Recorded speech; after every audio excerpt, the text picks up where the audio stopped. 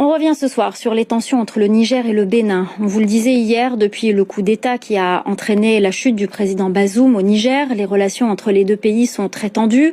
Les relations semblaient se réchauffer entre le Bénin et le Niger avec la nomination des ambassadeurs. Mais le 31 décembre, regain de tension, le Niger accuse le Bénin d'implication dans des actes terroristes. Le ministre béninois des Affaires étrangères a aussitôt dénoncé ces propos et il est avec nous ce soir, Cheikhoun Bakari. Bienvenue sur notre plateau. Merci d'être avec nous et d'être venu réagir. Comment expliquez-vous ces accusations récurrentes du général Tchiani?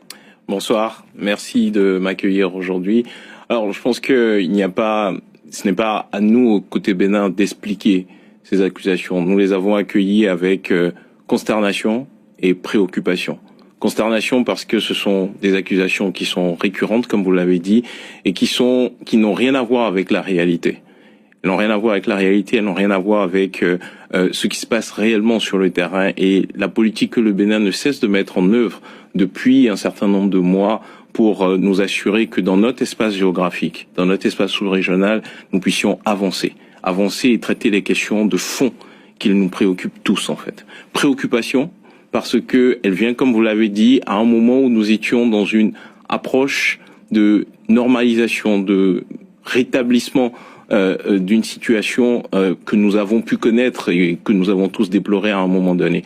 Dans tous les cas, comme nous l'avons dit, nous dénonçons cette attaque une fois de plus, en fait, ces accusations, et nous appelons réellement à ce que le dialogue soit serein, que le dialogue soit rouvert, et le Bénin aura toujours la main tendue. Nous avons proposé, pour rétablir la confiance il y a de cela plusieurs semaines de manière officielle, que des rencontres soient organisées entre nos autorités militaires, de manière à ce que, entre autorités chargées de la sécurité, ils puissent rétablir cette confiance. C'est ce que je refais aujourd'hui, je lance un nouvel appel pour que nos autorités militaires puissent s'asseoir ensemble. Nous avons même offert, le président de la République a offert la possibilité pour les autorités militaires nigériennes, en compagnie des autorités militaires béninoises, de pouvoir visiter notre territoire national, parce que le Bénin, depuis 1960, n'a jamais accueilli une base militaire.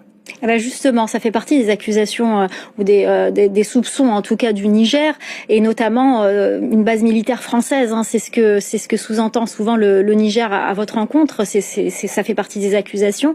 Est-ce qu'il y a des bases militaires françaises ou étrangères au Bénin définitivement? D'abord, je pense que le choix d'avoir une base militaire, une présence militaire étrangère sur un territoire est un choix souverain. Chaque État détermine sa politique de défense et détermine les relations dans lesquelles